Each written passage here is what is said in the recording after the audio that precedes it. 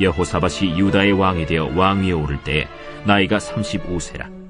예루살렘에서 25년 동안 다스리니라. 그의 어머니의 이름은 아수바라 실히의 딸이더라. 여호사밧이 그의 아버지 아사의 길로 행하여 돌이켜 떠나지 아니하고 여호와 보시기에 정직하게 행하였으나 산당만은 철거하지 아니하였으므로 백성이 여전히 마음을 정하여 그들의 조상들의 하나님께로 돌아오지 아니하였더라. 이외에 여호사밧의 시종 행적은 하나니의 아들 예후의 글에 다 기록되었고 그 글은 이스라엘 열왕기에 올랐더라. 유다 왕 여호사밧이 나중에 이스라엘 왕 아하시야와 교제하였는데 아하시야는 심히 악을 행하는 자였더라. 두 왕이 서로 연합하고 배를 만들어 다시스로 보내고자 하여 에시온게벨에서 배를 만들었더니 마레사 사람 도다와후의 아들 엘리에셀이 여호사밧을 향하여 예언하여 이르되 왕이 아하시야와 교제함으로 여호와께서 왕이 지은 것들을 파하시리라. 이에 그 배들이 부서져서 다시스로 가지 못하였더라. 여러분 반갑습니다. 오늘도 큐티로요는 기막힌 하루입니다. 본 말씀 역대하 20장 31절부터 37절의 말씀입니다. 자, 오늘 본문은 여호사밧의 이야기를 마치면서 그의 행적에 대한 전체적인 평가를 내리고 있습니다. 오늘도 우리의 삶은 이 여호사밧처럼 하나님 앞에 낱낱이 평가받고 있습니다. 그리고 그 하나님의 정확한 판단에 따라 우리의 영원한 운명이 결정될 것입니다. 그래서 오늘 우리는 이 여호사밧에 대한 평가를 보면서 그의 긍정적인 평가는 본받고 또 부정적인 평가는 회개의 기회로 삼을 수 있기를 바랍니다. 자, 그러면 먼저 오늘 31절의 말씀에 보니까 이 여호사밧의 어머니에 대한 소개가 나옵니다. 이 어머니의 이름은 아수바이고 실히의 딸이라고 합니다. 자, 여러분, 우리가 큐티를 할 때 어떤 인물이 등장하면 가장 먼저 해야 될 일은 그 이름의 의미를 파악하는 것입니다. 왜냐하면 성경에 등장하는 그 인물의 이름에는 메시지가 있기 때문입니다. 자, 그런데 이 여호사밧의 어머니 이 아수바의 이름의 뜻이 무엇인가? 버림받은 이라는 뜻입니다. 이 아수바의 이름의 뜻이 버림받은 자라는 뜻이라는 것입니다. 여러분, 그 이름의 뜻에서 알 수 있듯이 결코 긍정적인 의미가 아니죠. 이 아수바에 대한 기록은 오늘 이 본문 외에 성경에 어디에도 기록되어 있지 않습니다. 그래서 이 여인이 정확하게 어떤 인생을 살았는지는 알 수가 없습니다. 그러나 그 이름, 버림받은 자라는 이름의 의미만 놓고 보면 이 여인이 내면에 대단히 많은 상처와 아픔이 있을 것이라는 것을 우리가 짐작할 수 있습니다. 부모의 편애로 인해 버림받았다고 느꼈는지, 아니면 남편으로부터 사랑받지 못했는지, 아니면 믿었던 사람으로부터 배반당했는지 정확한 이유는 알 수 없습니다. 그러나 우리가 누군가에게 의미 있는 존재로 인정받지 못하고 사랑받지 못할 때 사람은 누구라도 큰 상처를 안게 되고 자존감을 상실하게 됩니다. 자, 그런데 문제는 무엇이냐면 그런 상처 많은 사람이 부모가 될 때 그 부모의 상처가 자녀에게 부정적인 영향을 미칠 수밖에 없다는 것입니다. 여러분, 그래서 많은 심리학자들이 부모의 상처는 자녀에게 되물림된다는 이야기를 합니다.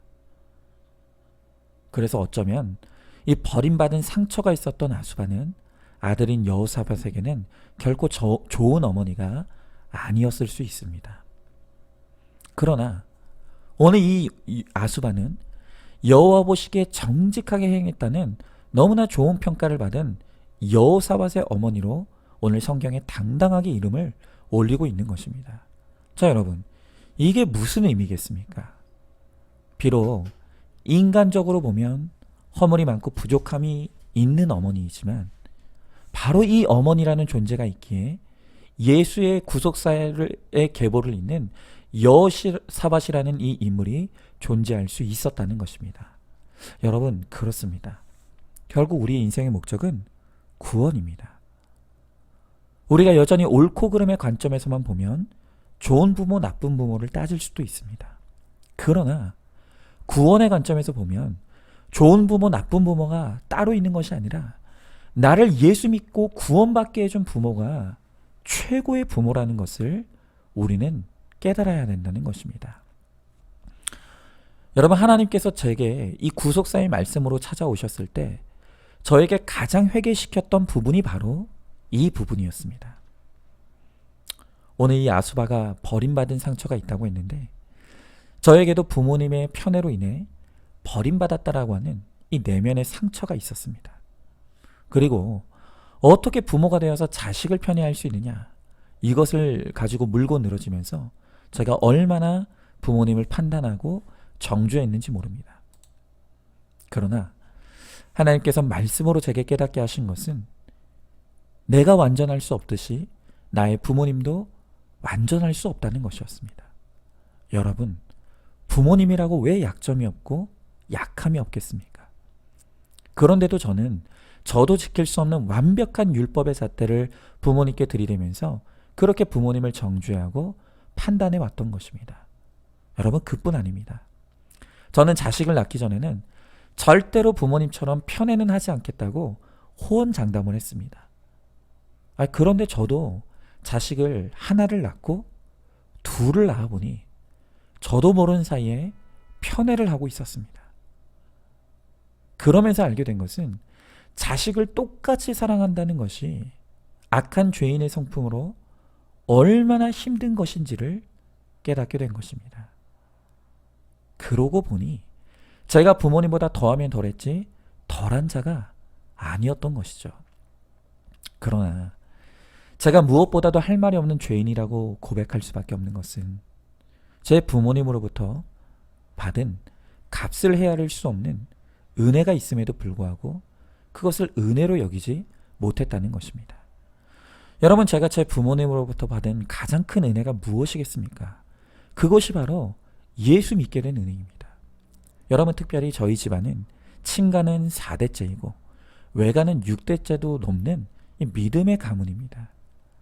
여러분, 바로 이런 믿음의 가문에서 태어났기에 제가 예수를 믿기까지 아무 핍박이나 갈등 없이 편안하게 영접할 수가 있었습니다. 또한 목회자이신 아버지의 영향이 있었기에 저도 이 영광스러운 목회자의 소명을 받을 수가 있었습니다. 여러분, 이것만으로도 이미 저는 부모님으로부터 넘치는 은혜를 받은 사람이죠. 그런데 그런 제가 은혜를 은혜로 여기지 못하고 원망과 불평을 일삼고 살아왔던 것입니다. 여러분, 그런 저에게 하나님은 악한 자라고, 심지어 오늘 지옥에 떨어져도 할 말이 없는 죄인이라는 것을 말씀으로 깨닫게 하시고 인정하게 하셨습니다. 그래서 정말 이제는 제 부모님이 하나님이 저를 위해 주신 최고의 부모이심을 저는 고백합니다.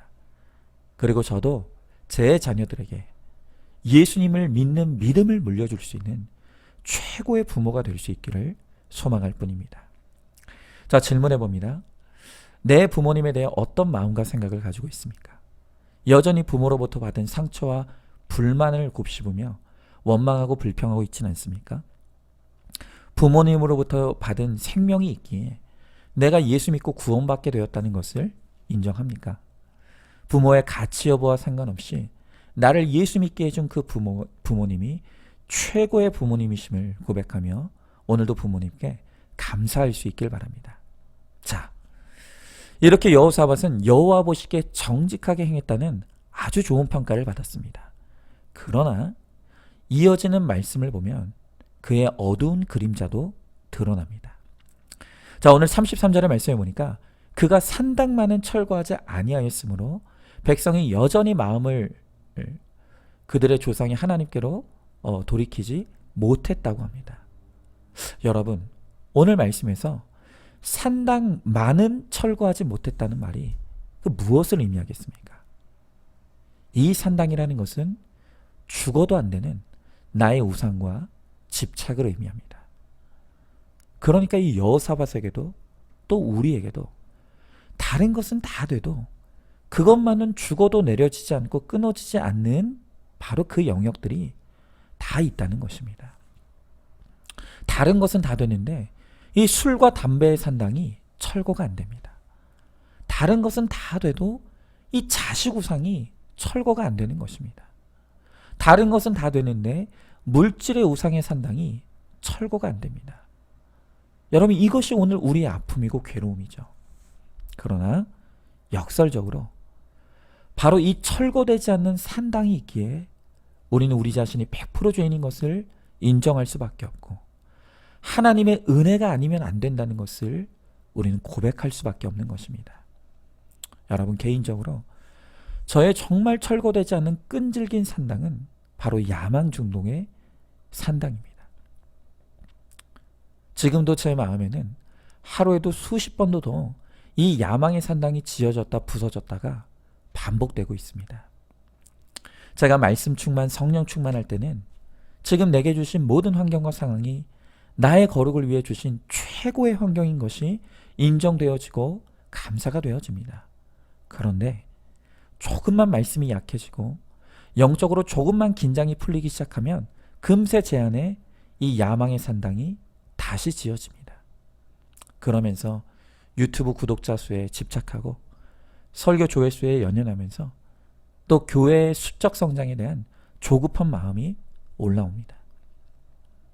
이렇게 제 안에는 이 야망의 산당이 끊임없이 철거되고 또 재건축되는 이 일들이 반복되고 있습니다.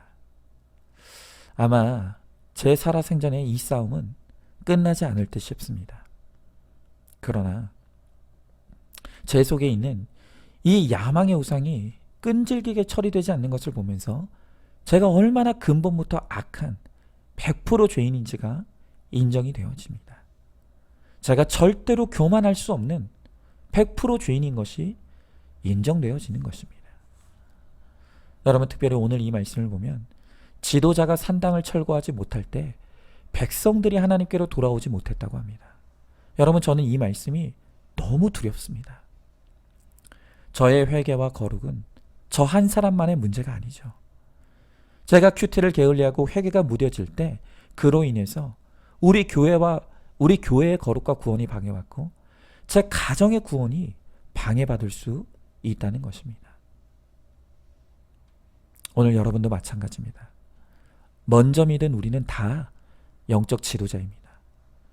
내가 나의 산당을 깨닫지 못하고 철거하지 못하면 그것이 나의 거룩뿐만이 아니라 내 가정과 지체의 구원에도 영향을 미치게 된다는 것을 우리는 반드시 깨달아야 됩니다. 그러므로 우리는 날마다 하나님의 은혜를 고백하며 말씀 앞에서 나의 우상의 산당을 드러내야 합니다. 그리고 끊임없이 철거해야 합니다. 바로 그렇게 될 때 우리는 우리 가정과 목장과 교회 그리고 직장과 나라에 하나님의 아름다운 구원의 성전을 지어갈 수 있게 될 것입니다. 자, 질문해 봅니다.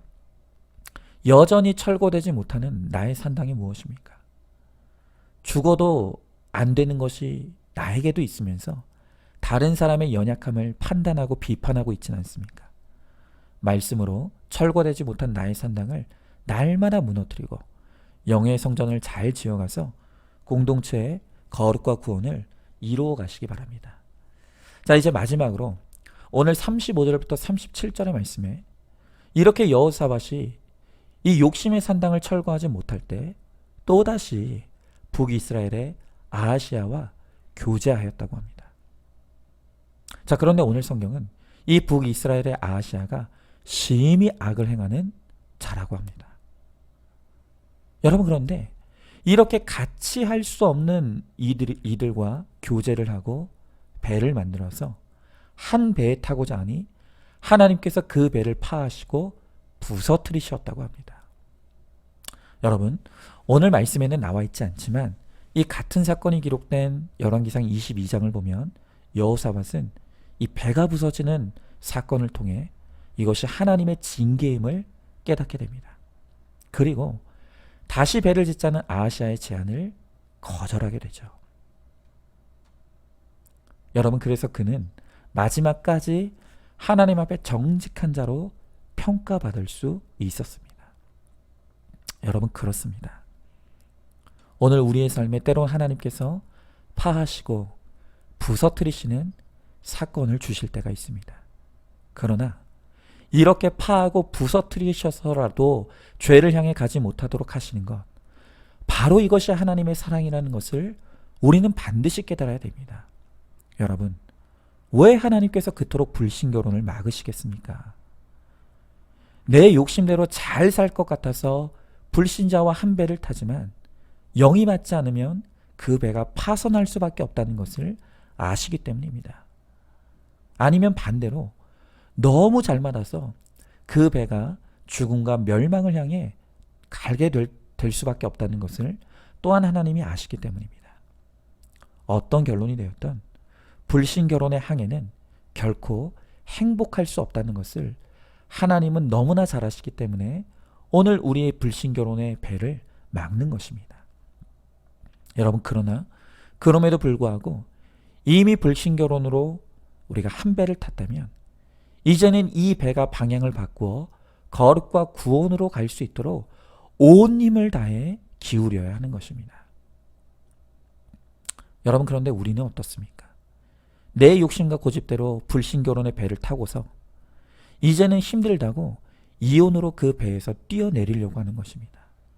여러분, 불신결혼의 항해가 힘들다고 뛰어내리면 나도 내 가정도 침몰하고 가라앉게 될 것입니다.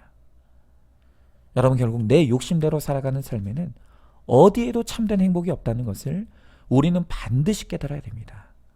여러분, 그러므로 가장 지혜로운 것은 무엇이겠습니까? 그것은 하나님이 막으시는 것은 하지 않는 것이 가장 지혜로운 것입니다. 여러분, 어디 불신결혼뿐이겠습니까?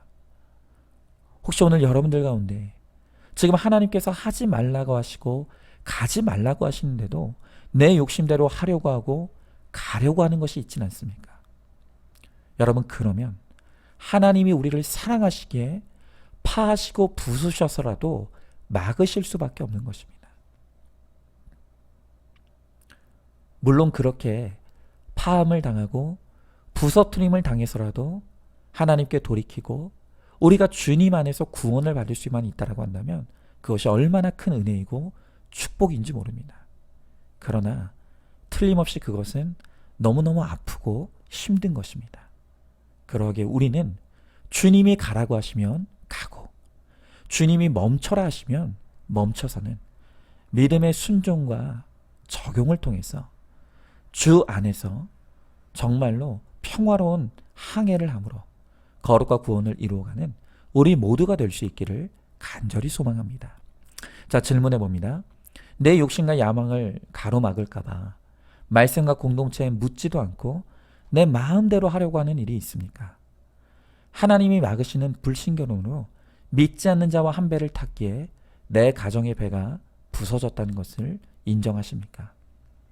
내 가정의 배가 싫다고 마음대로 이혼하여 배에서 뛰어내리려고 하고 있습니까? 이제는 내 가정의 배가 구원을 향해 항해할 수 있도록 말씀과 기도로 인내하며 잘 섬길 수 있기를 바랍니다. 자, 오늘도 5월 14일 보석성자입니다. 우리 인생의 목적은, 또 결혼의 목적은 행복이 아니라 거룩입니다. 행복을 쫓아 살면 불행해지고 거룩을 위해 살면 행복이 찾아옵니다.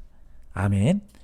오늘도 큐티로 기막힌 하루를 살아내는 하늘가족 공동체 우리 모든 성도님 되시기를 주님의 이름으로 축복합니다.